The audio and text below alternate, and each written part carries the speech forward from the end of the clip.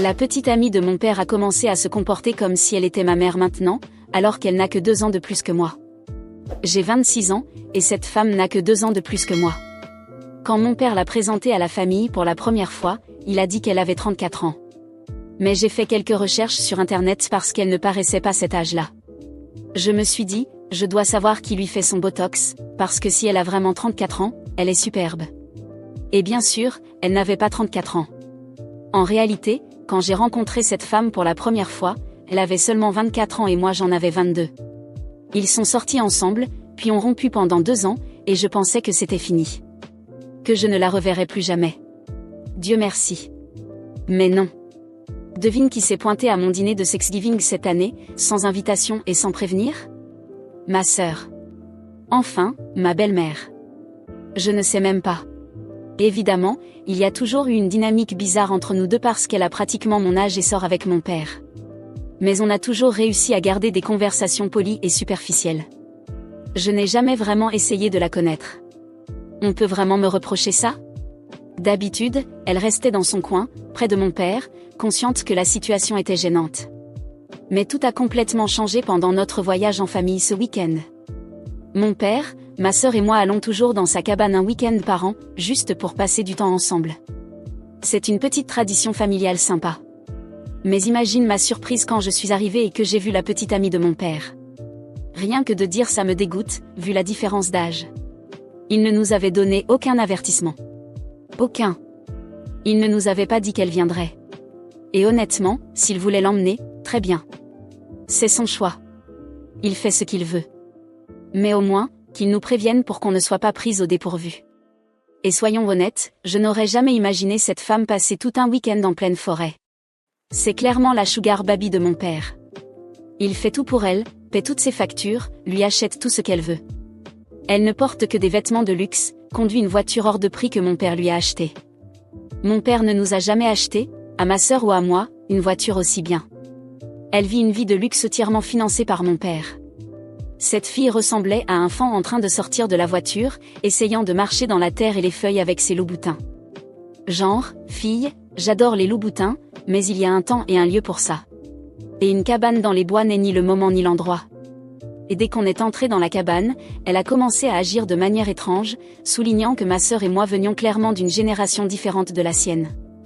Par exemple, elle a commencé à nous expliquer ce qu'était Vine. Elle a dit quelque chose comme « Oh, à mon époque, on avait Vine au lieu de TikTok. C'était génial. J'aimerais que vous ayez pu connaître ça. » Et j'étais là, oui, je l'ai connu. J'avais Vine. On a le même âge. Plus tard, ma sœur et moi étions en train de rigoler, de nous taquiner comme des sœurs le font. Elle est soudainement entrée et a dit « Les filles, arrêtez ça », d'un ton super autoritaire. J'étais là, pardon? À qui tu parles? Parce que tu ne peux pas être en train de parler à moi et à ma sœur. Je crois qu'elle pensait qu'on se disputait, mais on n'a pas pu s'en empêcher, on a éclaté de rire. C'était absolument ridicule. Elle agissait comme si on était des gamines de 7 ans en train de se battre pour une poupée. Ensuite, quand ma sœur allait prendre une douche, elle l'a presque bousculée et a dit « Attends. Avant de te doucher, laisse-moi t'expliquer comment fonctionne la douche, parce que ça peut être déroutant. C'est notre cabane de famille, où on passe des week-ends depuis qu'on est petite. On sait comment la douche fonctionne. » Mais elle a passé tout le week-end à nous parler comme si on était débiles. Elle n'arrêtait pas non plus de nous appeler « les filles ». Genre, elles sont tellement mignonnes ce soir, les filles. Toujours mignonnes, jamais belles, jolies ou quoi que ce soit d'autre. Toujours mignonnes. Mais le pire, c'est quand ma sœur et moi regardions un film vers 22h30 le samedi soir. Elle est entrée dans le salon et a dit « Bon, les filles, c'est l'heure d'aller au lit. » Aller au lit? Depuis quand j'ai une heure de coucher? Et je restais encore polie, pour mon père. Alors j'ai dit « Oh, on finit juste ce film et après on va dormir. » Et elle a répondu « Non, ce n'est pas ce que j'ai dit. J'ai dit qu'il est l'heure d'aller dormir maintenant. C'est le moment pour les adultes de rester éveillés et d'avoir du temps d'adulte sans les enfants autour. » Adulte? Enfant? Tu as 2 ans de plus que moi. Tu sortais avec mon père quand tu étais plus jeune que moi maintenant. Là, j'ai perdu patience. Je l'ai regardé et j'ai dit, tu peux jouer à la petite femme parfaite, profiter de mon père, mais ne viens pas ici nous parler avec condescendance, ni à moi ni à ma sœur. Je lui ai dit, je ne veux pas me disputer avec toi, mais je te promets que ce n'est pas un conflit que tu veux commencer ni que tu pourrais gagner. Elle est allée pleurer auprès de mon père, lui racontant à quel point j'avais été méchante avec elle. Genre, fille, j'ai été polie avec toi pendant des années, même si cette situation est bizarre. Alors tu devrais être reconnaissante que ce soit la première fois que je te remets à ta place. Je ne sais même plus quoi faire maintenant, parce qu'ignorer cette situation n'est plus une option. Après cette nuit à la cabane, je pensais que mon père comprendrait mon point de vue. Après tout, j'avais toujours essayé de maintenir la paix, même si toute cette situation était ridicule. Mais bien sûr, j'avais sous-estimé le pouvoir que cette femme avait sur lui. Le lendemain matin, l'ambiance était glaciale.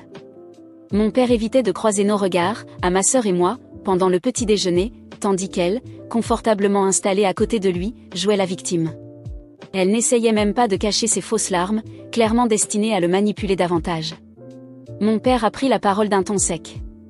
Il faut qu'on parle de ce qui s'est passé hier soir. J'ai levé les yeux au ciel. Je savais qu'un sermon arrivait, mais je ne m'attendais pas à ce qu'il allait dire ensuite. Je ne sais pas ce qui te prend, mais tu dois commencer à traiter Amanda avec plus de respect. Du respect ? J'ai laissé échapper un rire amer, incrédule.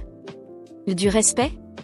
J'ai été polie avec elle pendant des années, même quand elle me traitait comme une gamine. Et maintenant tu veux que je la traite comme, quoi ? Il s'est penché vers moi, son visage devenant rouge de colère. Comme ta mère. Cette phrase a résonné dans ma tête. C'était comme une gifle. Ma vraie mère avait été une femme incroyable. Forte, intelligente, aimante. Et maintenant, il voulait que je mette cette fille parce que c'est ce qu'elle est au même niveau ? Tu plaisantes, papa ? Cette femme a seulement 2 ans de plus que moi. Comment veux-tu que je la considère comme une figure maternelle ? Amanda, bien sûr, a profité de l'occasion pour intervenir. Elle a posé délicatement sa main sur son épaule, feignant un calme que je savais parfaitement calculer. Je ne veux pas causer de problème dans la famille. Je veux juste en faire partie, aider à nous rapprocher. Ma sœur, qui était restée silencieuse jusque-là, a explosé. L'aider ? Tu nous traites comme des enfants depuis que tu es arrivé. Tu veux encore nous expliquer comment fonctionne la douche, juste au cas où ? Amanda a pris son air offensé habituel, celui qu'elle maîtrisait si bien, et mon père n'a pas tardé à la défendre. Ça suffit. Il a frappé la table si fort que j'ai sursauté. Je ne tolérerai plus ce comportement. Amanda fait maintenant partie de cette famille. Vous devez l'accepter. Faire partie de la famille ? Je l'ai regardé, abasourdi. Papa, tu t'entends parler ?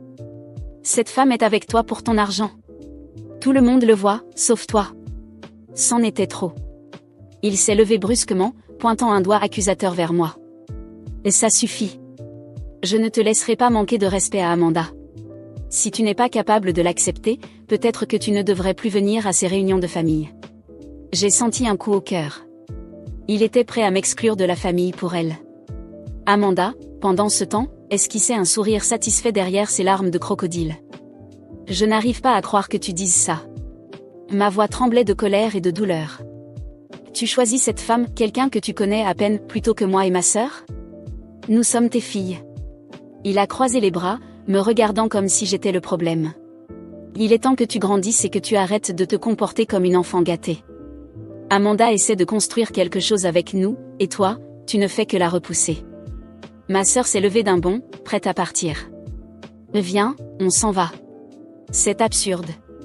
Avant que je ne puisse dire quoi que ce soit, Amanda est intervenue à nouveau, avec cette voix douce et manipulatrice que je connaissais trop bien. Non, s'il vous plaît, ne partez pas. Je veux vraiment arranger les choses. Je veux juste qu'on soit une famille unie. Une famille ? Ma sœur a éclaté de rire, amère. Tu crois vraiment qu'on va gober ton discours hypocrite ? On n'a pas besoin de toi ici. Amanda a regardé mon père, qui s'est empressé de la défendre encore une fois. Vous devez arrêter d'attaquer Amanda. Elle est ici pour rester, et il va falloir apprendre à vivre avec ça. Je n'ai rien répondu. J'ai pris mes affaires et je me suis levée de table. Ma sœur m'a suivi, mais avant que nous puissions franchir la porte, mon père nous a interpellés une dernière fois. Si vous partez maintenant, ne pensez pas revenir tant que vous n'aurez pas présenté vos excuses à Amanda. Je me suis retournée et je l'ai regardé droit dans les yeux. Des excuses ? Sérieusement, papa ? Quand tu réaliseras enfin ce qui se passe, il sera peut-être déjà trop tard. Nous sommes sortis, ma sœur et moi, sans même jeter un regard en arrière. Pendant le trajet de retour, le silence était pesant. Je savais qu'à cet instant, quelque chose avait changé dans notre famille. Amanda avait obtenu exactement ce qu'elle voulait, nous séparer de notre père. Mais je savais que tout cela n'était pas terminé. Cette situation allait empirer avant de s'améliorer. Et je n'étais pas prête à céder. S'il attendait des excuses de ma part, il allait devoir attendre très longtemps. Les jours qui ont suivi ce désastre à la cabane ont été étouffants. Le silence entre mon père et moi était plus lourd que n'importe quelle dispute que nous avions eue auparavant. Pas d'appel, pas de message. Juste du vide. Je savais qu'il était en colère contre moi, mais j'étais aussi furieuse contre lui. Et contre Amanda. Surtout contre Amanda. Ce n'est que 3 jours plus tard que l'inévitable est arrivé. J'ai reçu un message sec sur mon téléphone. C'était mon père. Il dînait à la maison vendredi, 20h. Je veux que tout le monde soit là pour régler ça. Pas de « s'il te plaît », pas de « comment tu vas ». Juste un ordre. J'ai soupiré. Une partie de moi ne voulait pas y aller, mais une autre, eh bien, peut-être qu'une petite partie de moi espérait encore qu'il réalise l'erreur qu'il était en train de commettre. Le vendredi soir, je suis allée chez lui. La maison où j'avais grandi. Mais en franchissant la porte, tout me semblait différent. Froid. Comme si j'étais une étrangère ici. Amanda était déjà là, évidemment, confortablement installée sur le canapé, scrollant sur son téléphone comme si cet endroit avait toujours été le sien. Ma sœur était assise en silence à l'autre bout du salon, évitant tout contact visuel. Mon père était dans la cuisine, et le dîner était déjà servi. Nous nous sommes assises. L'ambiance était insupportable. Silence, bouchées forcées et tension suspendue comme un nuage épais. Mon père, qui avait convoqué ce dîner, ne disait presque rien. Il mangeait simplement, les yeux rivés sur son assiette. Amanda, comme toujours, n'a pas manqué l'occasion de prendre les devants. Bon, puisque personne ne veut commencer, dit-elle en posant bruyamment ses couverts sur son assiette. Il faut qu'on parle de ce comportement inacceptable. J'ai levé les yeux au ciel et poussé un soupir. Quel comportement, Amanda? Celui de ne pas accepter d'être traitée comme une gamine par toi? Elle a souri, mais ce sourire était vide de toute chaleur. Tu penses vraiment que tu peux continuer à manquer de respect à ton père et à moi? Elle s'est penchée sur la table, son regard dur. Si tu continues comme ça, je vais devoir commencer à poser des limites. Et je n'hésiterai pas à te punir, compris? Ces mots ont résonné dans la pièce. Me punir? Je ne savais pas si je devais rire ou pleurer. J'ai regardé mon père, cherchant une réaction. N'importe laquelle. Mais il continuait de manger, comme si de rien n'était. Amanda a continué. D'ailleurs, il est grand temps que tu comprennes qu'il y a une hiérarchie ici.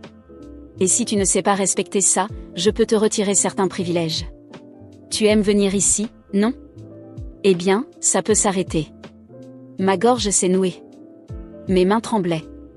Je ne savais pas quoi dire. Mon père était toujours là, silencieux.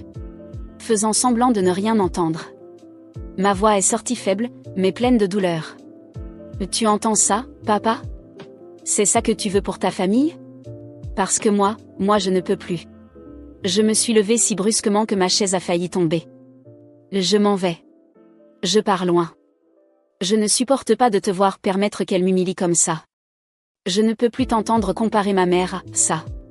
J'ai pointé Amanda du doigt, qui me regardait désormais avec mépris. Ma sœur a écarquillé les yeux, choquée par mon éclat. Amanda, bien sûr, a simplement croisé les bras, avec ce sourire satisfait. J'étais sur le point de partir quand, pour la première fois de la soirée, j'ai entendu la voix de mon père. Attends. Je me suis arrêtée, mais je ne me suis pas retournée. Mes larmes menaçaient de couler. Il s'est lentement levé de la table. Le silence a été brisé par le bruit lourd de ses pas. Amanda, sors. La pièce est restée figée. Je me suis retournée, incrédule. Amanda, abasourdie, a laissé échapper un rire nerveux. Pardon? Mon père l'a fixé avec une fermeté que je n'avais pas vue depuis des années. Tu m'as entendu. Sors. Maintenant. Elle est restée figée un instant avant de rire, pensant qu'il plaisantait. Tu n'es pas sérieux. Après tout ce que j'ai fait pour toi? Mon père a avancé d'un pas. J'ai dit maintenant. Aucune femme, personne, n'humilie ma fille de cette façon. Personne. Amanda a ouvert de grands yeux, complètement choquée. Elle m'a regardé, puis lui, réalisant qu'il ne plaisantait pas. Tu vas le regretter. Va-t-elle siffler avant de prendre son sac et de claquer la porte en partant. Le silence est retombé sur la maison. Je suis restée là, figée, sans savoir quoi dire. Mon père s'est passé la main sur le visage, visiblement épuisé. Je suis désolée, a-t-il murmuré. Mais cette excuse sonnait creux.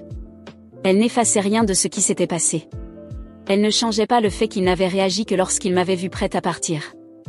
Ce n'est pas seulement elle, le problème, papa. Ma voix était basse, mais ferme. Tu as permis que ça arrive. Tu l'as mise au-dessus de nous. Il n'a pas répondu. Il est resté là, les yeux rivés au sol. J'ai reculé d'un pas. J'ai encore besoin de temps. Je ne sais pas combien, mais je ne peux pas rester ici maintenant.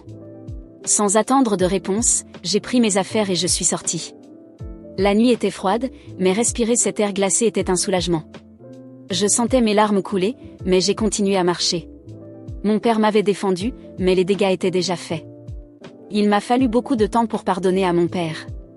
Mais, honnêtement, je pense que j'avais d'abord besoin de me pardonner à moi-même.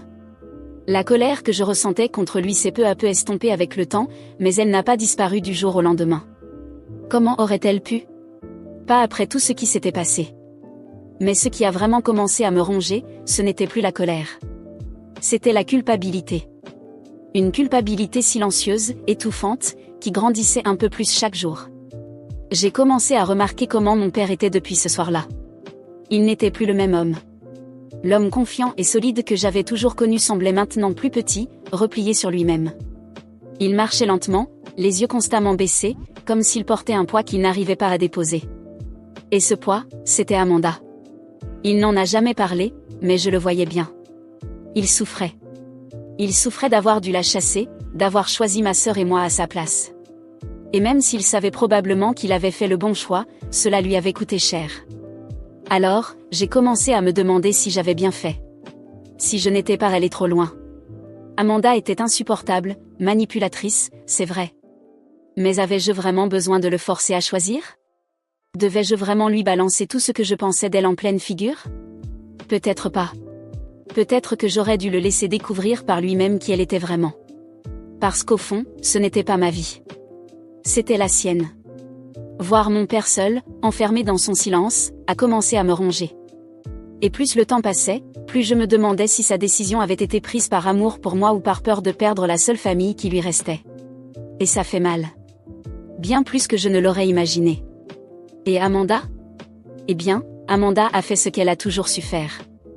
Elle a fui. Elle n'a pas mis longtemps à disparaître. J'ai entendu dire qu'elle était retournée vivre chez sa mère dans une autre ville, qu'elle avait essayé de garder contact avec certaines personnes d'ici, mais personne ne voulait plus entendre parler d'elle. Son masque était tombé. Elle avait perdu ce qui comptait le plus pour elle, la sécurité financière que mon père lui offrait. Et je me demande si, à un moment donné, elle a réellement ressenti quelque chose pour lui ou si tout n'était qu'une question de confort. Peut-être que le luxe lui manque, cette stabilité qu'il lui apportait. Ou peut-être pas. Peut-être que, pour elle, mon père n'était qu'un investissement de plus qui n'avait pas porté ses fruits. Mais honnêtement, ça n'a plus d'importance. Ce qui compte, c'est ce qui reste. Et ce qui reste, c'est ce vide entre mon père et moi.